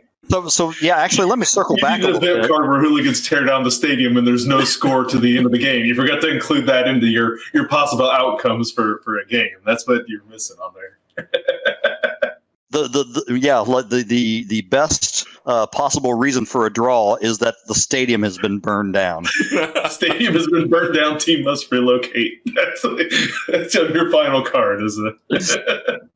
Oh my gosh! So let me circle back to Stalker for a second. So, what's different about Dice United then is because I was explaining that what it wasn't, right? It's not a game where you do all the tactical stuff and you do pass by pass rolls, and instead you take a couple cards. I'll just get a couple examples here. So the teams are on these cards like this. So here you have France and Colombia, right? And they got these team ratings across the top. Nice. And these are World Cup cards, right? So there is no home field advantage unless you're Russia. in this particular set. So yeah, the teams just have one set of ratings across the top. Normally there's two. So you take a couple teams, you lay them out side by side. It's got all the players listed on here in terms of how likely they are to be to get a goal when a goal is scored, or to be booked, yellow, red card, whatever. Nice. During the course of the game, and the whole deal with Dice United is that you take two teams out, and you get your score sheet, and bam, you start rolling these timing dice. The timing dice are unpredictable. The timing dice basically give you the pace of the game. Mm-hmm. So a typical game of Dice United is going to be resolved in about 14 or 15 events or highlights. So it's kind of like what you're getting is like the highlight package. Mm-hmm. Yeah, you're getting the Sports Center version of the game. Exactly. It's giving you the Sports Center synopsis of a soccer game. You know, oh, here's one off the post. That one misses. Here's one. Oh, it sails over the bar. You know, here's a corner kick. Bam, header. It's in. Boom. There's a goal. There's the first goal of the match. And we're 14 minutes in. You know, nice. It gives you those sorts of highlights. Not a whole lot of detail. The point is that it's going to generate realistic scores. Mm-hmm. And in the long run, you know, the right players are going to score and the right players are going to get booked. And if you really get this game down, I know there for a while, I could play a game in about 4 minutes. Wow. So that means you can sit down and play a whole week's worth of soccer matches for an entire 20-team league in under an hour. Yeah. Now, again, when you compare this to like video games, FIFA games now have owner mode where you can simulate the whole seasons and just work at it from an owner perspective. And I feel like again, your games are hitting in that Tecmo Bowl, simulate the whole season, deal with the. I mean, I think you might say it was one of your least moving games, but I think with FIFA's, you know, moving into these sorts of realms of letting you do these sorts of things, that there's a lot of crossover there with Dice United and a lot of opportunity there for people to get into something like that. Mm-hmm. Yeah. So and that's the point of this game is that you're looking at this thing. Now there's the glare again, right? You're playing out entire leagues. It gives you the big picture. When I designed this game, it was designed to be a companion to another what we would call a full play game of your choice. So if you are into there's a great soccer sim called Classic Soccer, which is way more detailed and gets, you know, has individual player ratings and all that. Mine doesn't. Mine has team ratings with just distributions on when the players are involved. Mm-hmm. But all of that is designed so that it can move along faster. So what I've always wanted to do, and I've yet to do it yet, is take Dice United and use it as the backdrop for a league, and then pick out like one game each week as my feature game. You know, kind of like how they used to do Monday Night Football, right? Mm-hmm. Yeah. You know, you'd have your weekend games, and then Monday Night Football was the marquee matchup, right? Well, I kind of want to do that with Dice United, in that I could use Dice United for the whole weekend, and then I'm going to pick out one match each week and use Classic Soccer or my friend Keith Avalone of Play.com. He's got a soccer game called Soccer Blast. So it was when he came out with Soccer Blast, which is more, it's a little more involved than Dice United is. When he came out with that, I came out with Quick Fixture because I wanted a game that would do this background for me without me having to play out each match at 45 minutes or an hour per match. Gotcha. Right? Makes a lot of sense. Yeah, and that's what it was for. And then Quick Fixture over a course of 2 or 3 years evolved, and then Dice United was the result that we just came out with in January this year. That's awesome. Sweet. We got a rate in the meantime from Diesel Shot. Thank you, Diesel Shot, for coming over with your viewers. We are talking sports RPGs tonight with SMP Gary. We covered some boxing earlier. We're talking soccer now, just to get you up to speed with where we're at. Let me drop some links for you. Go. Let's get these out there so you guys know what we're doing. So that is a link to the Stone Mountain Press, where you can find these games. And there's a YouTube channel there as well that will show you some of the gameplay, actual gameplay, so you can actually follow along with it. And if you guys have any questions about the stuff as we're going on, feel free to ask them in the chat. We'll get right to it. But use that wisdom check redeem with the channel points to make sure we see it. So I got another good segue for you. Oh, let's hit it. Is it Segway racing? Say again? Is it Segway racing? Oh, Ooh. racing Segway. They're the chariots of the 21st century.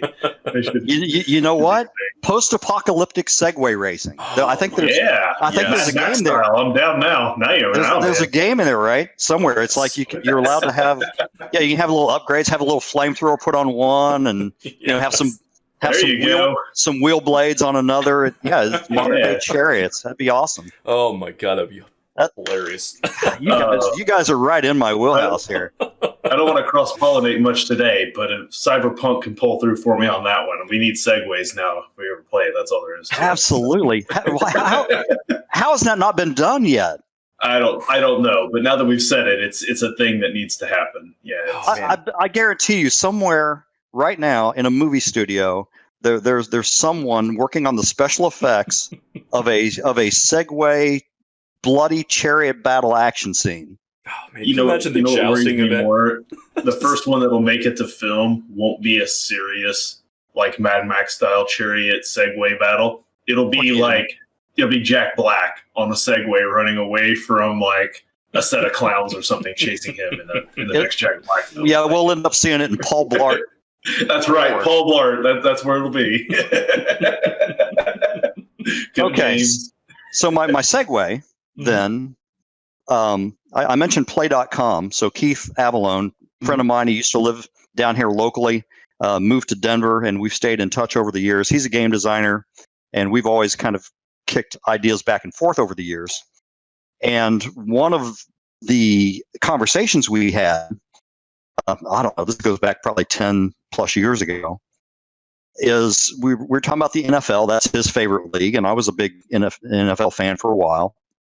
And then his flagship game at the time was called Second Season Football, which was a deep, full play football simulation game, which I owned and I played a lot.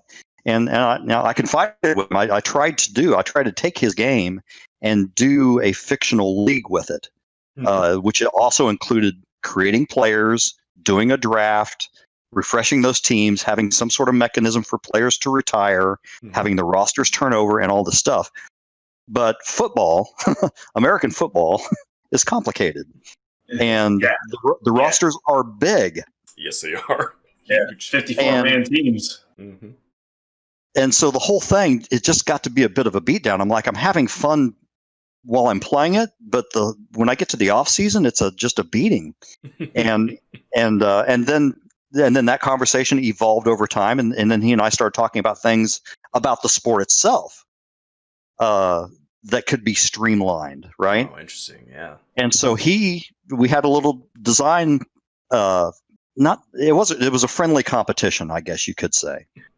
And so out of that, he designed his kind of future streamlined version of football, which became a game called Fury Football that he now sells. And then I came up with a hybrid football game called Grid Ball, later became known as Grid Zone. And there's a whole story there. I'll spare you. But Grid Zone just came out at the end of September. And again, to what I think it was Brian that was saying earlier about games that play quickly and kind of keep the big picture perspective in mind. This is what Grid Zone does. And in a very RPG world building sense, Grid Zone has this aspect to it of where it's a fictional game. First of all, it's not 11-on-11 football. It's 7-on-7 football. And the scoring works differently. Like, you don't necessarily have to reach the end zone to score. Instead, as you march your way down the field, you get points based on your field position, or you are granted points basically based on how far you get upfield against the opponent. So essentially, every first down, right, is like a point earned. Looks like we're having more Discord issues. Dustin's image is frozen, but I can hear him clear as a bell typing. So I don't know if you can hear us. So in the meantime, while he's trying to get that going on here, there is a question from chat that we can kind of get going through. So you guys can still hear me? Yes, we can. Yeah, my video is apparently we got you. up. Yep. He's apparently hearing us on the stream there. There he is. There it is. He's back. But Joker has a question for us here, so we can kind of take this moment for it. So he's wondering if... see if I can summarize this here. Was thinking of sports and board games together, things like Blood Bowl, and apparently he's an Urgle fan. Will you release or publish maybe a sport book for something like 5th edition? Sport book for 5th edition, like 5th edition D&D. Yeah, that's what he's referring to. I don't see that happening. Yeah, there's probably a lot of licensing stuff to mess around with for that, I imagine. I mean, there is. Yeah, I don't know. I don't know what the. I mean, you could put. I don't know what the licensing, the OGL type, stipulations are there. First of all, I haven't looked into it. I've played a bit of 5th edition. I've DM'd a little bit of it, but I'm not so deeply familiar with it that I think I could just take that engine and bend it to my will to do a sport game or a combat game of some sort. I do think it would be one thing I have kind of thought about doing at times, especially with like old school D&D. It's just simpler and more familiar to me, but is just doing like tournaments, like monster tournaments, just like you do in boxing or MMA or something, right? Take 16 monsters of roughly, the same hit dice level, right? And would randomly draw them or match them up how you want, however you want to do it, and go through, a 4-round whatever tournament, and then crown a champion to see which monster is the most badass. Bracketologying up your monsters. Right. Exactly. Yeah. I mean, like you said earlier, Dustin was saying this over an hour ago about how, the monster stat blocks, in a way, very much resemble something akin to, like box scores and stat blocks you see associated with players in sports, or at least you used to, like in the newspaper. Right. So my unfinished point on Grid Zone was that the whole idea of Grid Zone is that you create your own league, you create your own concept for your league. You name your teams, you name your players, you roll the players up. Okay. Instead of having a 53-man roster, you've only got 14 players to worry about on your roster. Okay. Nice. Because all your backups are unnamed. Okay. Unless you can name them if you want, but you don't have to. They all wear red shirts. It's really weird. This is hitting like Mutant League football territory here, right? Where throw in the fodder. You're not joking, because I'll continue with this real quick. So the whole thing with Grid Zone was that it did for me the thing that I wanted second season to do for me 15 years ago when I was running that league, and that is it had a mechanism for creating players, for aging players as they go through their career, different phases, for roster turnover, for creating a draft pool of rookies, for doing the draft, for doing player development, and then the rosters turn over, and your league just takes on a life of its own, and you get this big picture narrative of these storylines, right? And if you're a sports geek, and not just a gaming geek, if you're a sports geek, then you can start getting this whole narrative going in your head about, oh man, well, this team here, they lost their quarterback in free agency, and then they've replaced him with this rookie, and what kind of impact is that going to have on their offense this season, and that sort of stuff. And then there are players developing too. They start with a certain level of numbers, and season after season, they might improve, they might regress a little. You don't know how well your players are developed. So there's sort of all this unknown and narrative that takes place there. And all of this in Grid Zone, at least initially with the initial game, is all born out of your imagination. It's up to you to create the players, create the teams, create your league concept, and run with it. Okay, that's what the game is built for. So again, you can see my RPG gaming roots being infused into the sports gaming hobby, where allegedly we have very little overlap I think there's more than we want to admit. I think there's quite a bit. Yeah.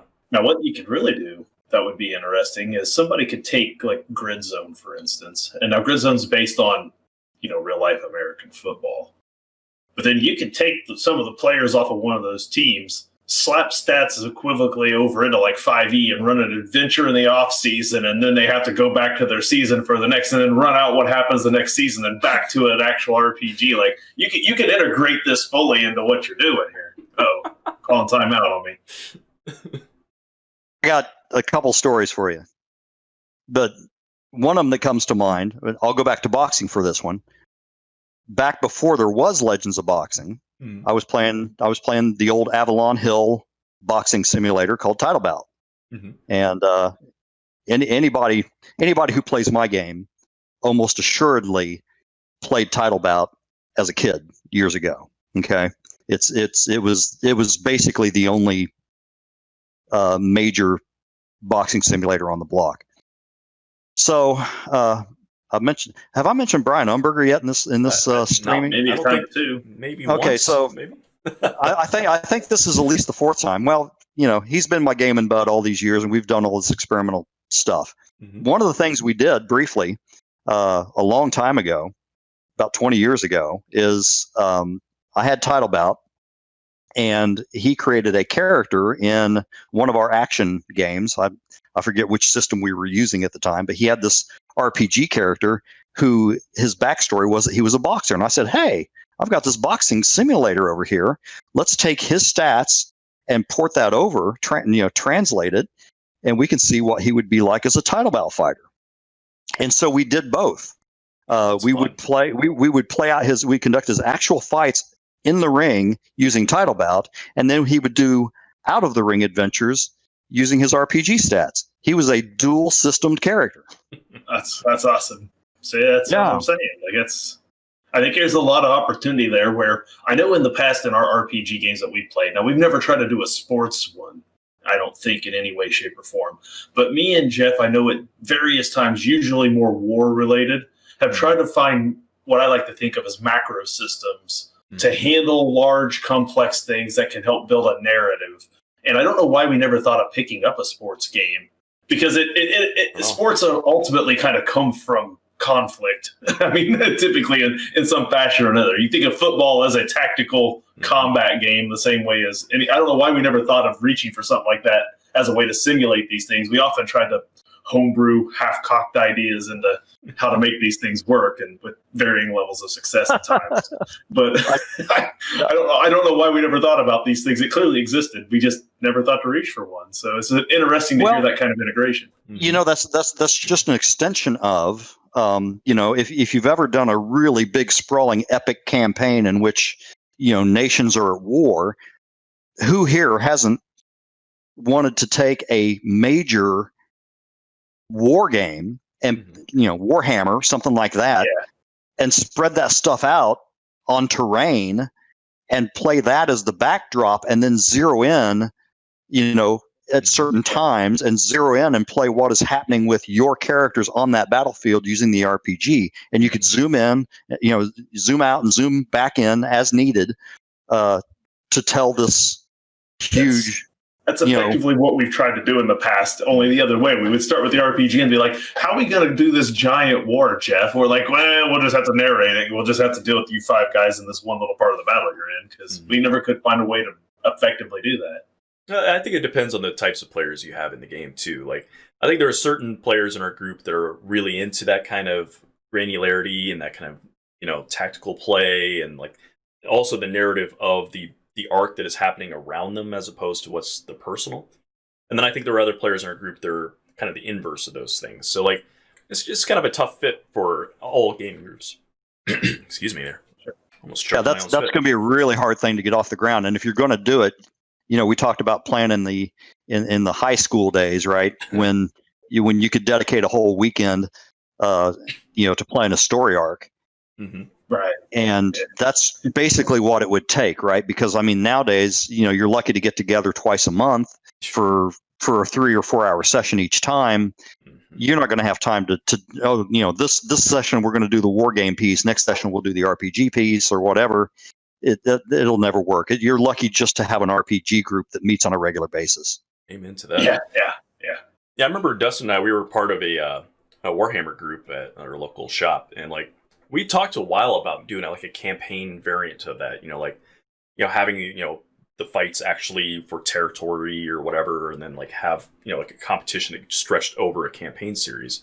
We never did it, but it's like a lot of these ideas, like the continuity between bouts or matches or whatever, is really appealing to me. And I have to assume a lot of people in our chat are probably feeling the same way. And those of you watching YouTube, like, I don't know if it just creates like a sense of ownership, I guess. And like you've been saying, it impresses a narrative, through the course of it. It feels like a character of its own.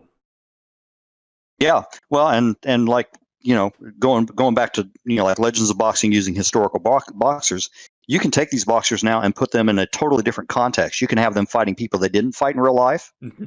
You can have them refighting. You can basically retrace their career. I've got enough guys rated just about that some of these guys you can replay about half of their career.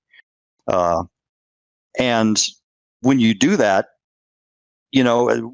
I think most of us sports simulators, whether it's baseball, boxing, whatever, we see history and reality as just merely one possible outcome of a myriad of them. And so when you take a game like Legends of Boxing, or you take Stratomatic Baseball or APA Baseball or whatever game you're playing, second season football for that matter, you take one of these games and now you are looking at this is another way that history could have gone. Right. In fact, right. Keith, my buddy Keith, I keep mentioning him. He named his baseball game History Maker Baseball, because you're basically remaking history when you play it. It's going in another direction. While I'm thinking of it, let me go back. I'm going to circle back again. So Blood Bowl has been mentioned a couple times. Well, you wouldn't be surprised to know that no sooner than Grid Zone came out in September, and by October, one of my customers had created a Blood Bowl variant of Grid Zone. Oh, that's awesome! And he calls it we called it Grid Grudge. Oh, and nice. So if you go to the Stone Mountain Press website and you go to the Grid Zone page, there's a sub page, a child page related to that one. And that's Grid Grudge, and that provides his alternate rules on how to do pure fantasy. You talk about fantasy football. This is fantasy football, okay? Yeah. You haven't played fantasy football until your wizard steps onto the field and blasts the one of the linebackers with a fireball. Yeah, that's fantasy football. Yep. Yeah. So Grid Grudge is out there. I haven't played it yet. I haven't really delved in. I just haven't had the time. But I certainly look forward to getting into that sometime as another diversion, another way to enjoy these games. Just the visual of having guys carrying shields as your linemen, just smashing into each other, and those of us who had a Sega Genesis in the '90s remember Mutant League Football, and somehow it's never come back. But man, it was such a great game, and I don't know how it never caught on, but. Well, there was 97 Maddens, but not a Mutant League 2. Yeah, and there was creative stuff like, what was it, Base Wars, I think it was? It was like the robot baseball game. Yeah, Base Wars. Yeah, where you customize your robots to have different pieces and stuff, and then they play baseball. Yeah, it was fun. Like, it needs more of this stuff, I love this stuff. It's great. Now we got to play. We got to play this stuff now. It's going to be good. As I said before, I got into these games as kind of a solo diversion when my gaming group, my gaming buds were no longer available. We were spread across the country and busy with jobs and whatnot. And it's like, it's no problem to take Dice United or Legends of Boxing, whatever I'm in the mood for, plop that down on the table. And in the case of Dice United, you're looking at a 5-minute, 10-minute stretch for me to play out a match. For Grid Zone, it's 15 minutes to play a game. And for Legends of Boxing, it depends. You might sit down and get a first round knockout and be done in 2 minutes. Right. Or you might go the distance and have to roll all the judges' scores and be sitting there for 45 minutes. Wow. Yeah, a sport where there's not a real time set for how long it takes. Like, you know how long a soccer game is, you know how long a football game is, but boxing, it can vary greatly. Yes.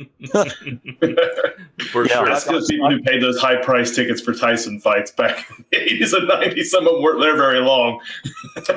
Right? Yeah, and see, isn't that really the challenge with pay-per-views? It's like, you're okay. There, you might not know the guys on the undercard. You get to the main event, and pow! Oh no, they clashed heads in the second round and stopped on cuts. Really? I paid $74.99 for that? Yeah. Like every MMA match ever. Speaking of timing, we have hit our time. We are in the period of time where we like to make sure we plug everything once again. So we've talked a little bit about your website and your YouTube. I'm going to go ahead and link them again. Is there anything in particular that we haven't mentioned yet that you want them to focus in on? Not really. All I can say is in 2021, more support is coming. Since I'm not going to release any brand new games, then it's going to be all about making more leagues available, especially for soccer and for Grid Zone. Develop. Like I'm going to convert. So this is one thing I'm working on in Grid Zone. Even though it's 7-on-7 football, it's still football. So football players will still do football things, right? So I can take real college statistics. This is what I'm working on now. It's called the Translations Guide, where you translate real teams into Grid Zone teams. And so if you still want, if you want to play a faster, quicker version of football, with obviously a different scoring aesthetic. Oh, right. Then you can still do that and use real players that you're familiar with. So now you can imagine those players playing for the same team in a different form or a completely different team. That's awesome. And take off from there. So right now I'm working on college teams. So I'm doing the top 16 from 2019. And so for those people who really like college ball and would like to see a bigger tournament, college football only does the top 4 teams are in consideration for the national title. So if you're one of those who thinks that 8 or 16 teams should be in the running for it, boom, here's your chance. Take these grid zone teams, have a 16-team tournament, knock yourself out.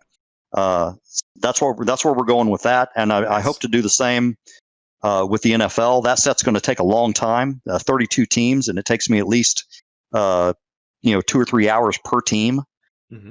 So that's a lot of hours to make an NFL set. But those are the next things that are in the pipeline. Fantastic. Now, they're not a thing right now, but with conventions not happening, is this something where in the future will you be at conventions where people get a chance to see these games, or with the online conventions, are you going to take part in any of those where people might be able to see some of this stuff done online? There's a lot of online Twitch conventions, things like that now. Are you looking to get involved in any of those? I would like to get more engaged that way. It's not something I've explored a whole lot. I've been to one convention as Stone Mountain Press. And that was last year, 2019. In July in Denver. We had the Play.con convention there, and again, I was really there because my friend Keith, that's his convention, right, for his games. But he does entertain friends and other game designers, and shares some of his valuable time with us. And so he gave me that stage, and that was really valuable to do that, to connect with people, and to be able to take my games and set them on the table right there and go, hey, this is what it is. Yeah. And I made some good friends and lots of new customers from that one experience. So absolutely, yes, that getting involved in conventions, and I've got a lot of RPG friends who keep saying, well, you should take this stuff to RPGs, and I'm like, definitely. Man, I'm like, I really, I don't know. I feel conflicted. I think there's a place for them. 100%. Yeah. Okay. I mean, I've walked through the halls of Gen Con on more than one occasion, and I've seen things that seem more out of place than what you're talking about. So it can happen. Okay. Yeah, which and I've only been to one RPG convention, and there was nothing of this ilk there. Well, that's exactly why you should go. I guess so. Yeah. Yeah. The other thing I was thinking of, you were talking about forums before. Are there places where, obviously you said a lot of people are playing this by themselves, but are there places where people can find other players? Like, are any communities that you could point people towards? Not that I know of. The sports gaming crowd is largely solitaire, Okay. All right. and and I think that's what attracted a lot of them, especially as adults, keep them in the hobby. Mhm. Because as adults we are looking at screens all the time. You go to work, you're on a computer. Mhm. Whatever, you're at home, you're looking at a screen like this. You're looking at screens all the time. So it's like, if you want to unplug and relax and do something totally different, sit at the table, play a game. If you're a sports fan, then we've talked about this whole narrative that it sets up in your head, and you kind of get into this little world that you can just plug into it whenever it's convenient. You don't have to you don't rely on scheduling with other players, right? Or any of that. Helps a lot. You just grab your teams, you sit down, roll some dice, and go and have fun, and put it away and go to bed. You're happy. It's a great way to relax. You're onto something here. I'm not sure why I've been putting my stories in the hands of other players all these times. I should have just been running them myself. Oh, good stuff. I should just take this model and apply it to some other games too. I mean, who knows? This is how he finally got rid of me. It's finally how I got Jeff out of the equation. I finally figured it out. Well, there are some systems out there, like on Kickstarter in recent years, that have kind of pushed the envelope on what you can do in terms of solo RPGing also. Yeah, that has been right? pretty interesting stuff. Like the DM-less gaming kind of stuff. Yeah, Gaming that's really interesting. Yeah, there's a lot of cool stuff. Yeah, and to be honest, if that kind of stuff had existed, 20 years ago or 30 years ago when I got into sports games, I might not have got into sports games. I might have been drawn down that path and been happy playing that stuff. But instead, I went here, and I'm glad I did. Yeah, it sounds like it was good timing for everyone involved. Yeah. Awesome. Well, Dustin, you want to get through our plugs real quick and show people I'm what they really can good at my micro machine man voice these days, where I go through these like 10 minutes worth of plugs. So Monday nights, 10 p.m. Central Time here, you'll find me and Jeff here for the Wisdom Check. I did not look ahead at who our guest next week is. Jeff, do we have one? I am working on finishing getting somebody. We'll see. Okay. We had a guest kind of lined up. I thought next week was the week he was going to be on, so hopefully he'll be here. We'll be able to talk with another guest next week. If not, you'll find me and Jeff here talking about some other TTRPG-related topic. Tuesday nights, 8 p.m. Central Time, Bardic Knowledge. That'll be tomorrow. Cameron will be here doing some more music for our TTRPGs in a world where Twitch and everyone else is getting more and more strict about use policies for music. We are fortunate to have our own musician on staff who makes music for our RPG. So if you watch Everstorm, you watch All Flesh Must Be Eaten, those music that you're hearing in the background, a lot of it's been created by Cameron, and he does that live on stream. You can watch him work his magic 8 p.m. tomorrow. Afterwards, in the new time slot where he is going to be more regularly doing it, Levi is now doing DM to art, where just like how Cameron makes music, Levi makes all the art for our games. And you can watch him making Jeff's character Sid, who will I think he's getting, well, he's not, I don't think he's close to done yet, but he's getting there. He's getting there. So you can watch all the progress on Sid. Yes, you can make sure that Levi includes a lot of sus in there. He's a very sus character. So we'll have all the sus there for you. That's tomorrow. Watch that little kind of talent doubleheader we have on Tuesdays now. Wednesday night, 10 p.m. Central. This week, it's me for GM Prep. Although I hate to be the one to tell you already, GM Prep is not happening this week due to some work scheduling issues. I'm pulling like a 13-hour shift on Wednesday, so I won't be getting out till 3 a.m. So there won't be any GM Prep this week. I apologize in advance, but I'll be working. So we'll see if we can fill something in there. So it's fine if it doesn't have 1 week. I am super excited about the stuff I am working on. If you're in the Discord, you can see I've been doing a lot of my GM prep, not during GM prep time, because I realized that was going to happen this week. So if you're in the Discord, you can see all my GM prep happening as it happens there. I got a lot of games coming up in the future I'm going to be running. Thursday nights is video game night. Last week they did Remnant from the Ashes for a little while, Jeff and Tim. This week, Jeff, do you have a game lined up? We're still waiting to see if any of the guys want to do a bigger multiplayer game, but if not, Tim and I may play Remnant again, and if that doesn't happen, I'll bring you on for Dead by Daylight. So, all right, we'll have something for you.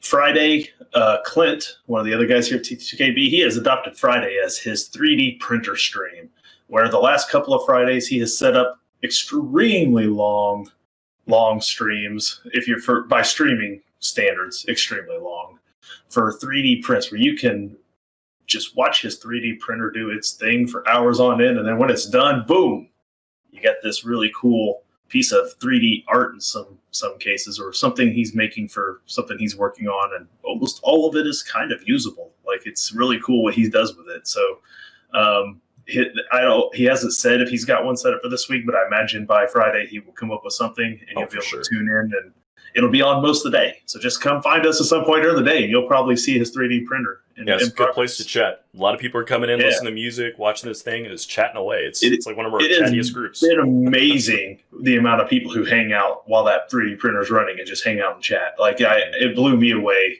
the amount of activity we're getting during this. Like, it's cool. Like, it's definitely different. So Saturday is not Everstorm this week. Everstorm will be another week out before we return for the next game session for our 5e Everstorm game. Sunday, my birthday, nonetheless. Happy early birthday. I turned 41 on Sunday, but I am going to be running game here, 5 p.m. Central Time. It is Zweihander. It is the adventure from the back of the core rulebook, A Bitter Harvest. I've got 4 players. 3 of them have their sheets ready. One of them I'm still yelling at in Discord. It'll all be ready by Sunday, though. They'll have their characters ready to tackle the adventure of Bitter Harvest. And if they survive that, which no one else has yet, I might run them through something about Marie after that, heading into January. So you get to look forward to that. Come check out A Bitter Harvest. I'm finally getting around to running it on stream. I've ran it off stream a couple times with spectacular results.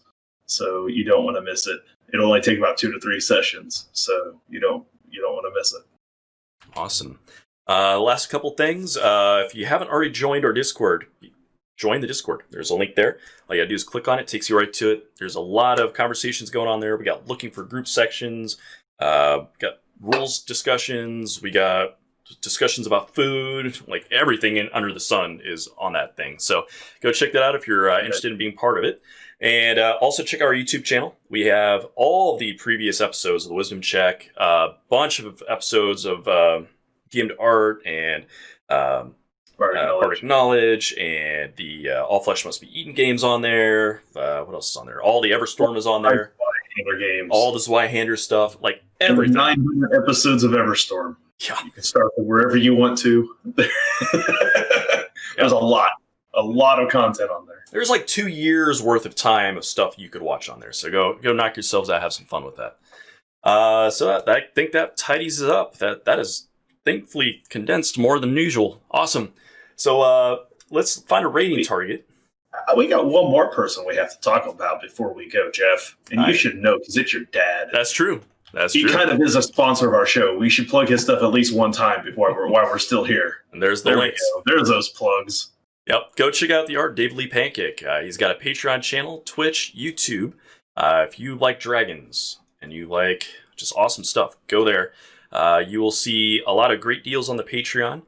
You'll see live, sculpting and painting and stuff on the Twitch channel. So he's Monday, Wednesday, and Friday.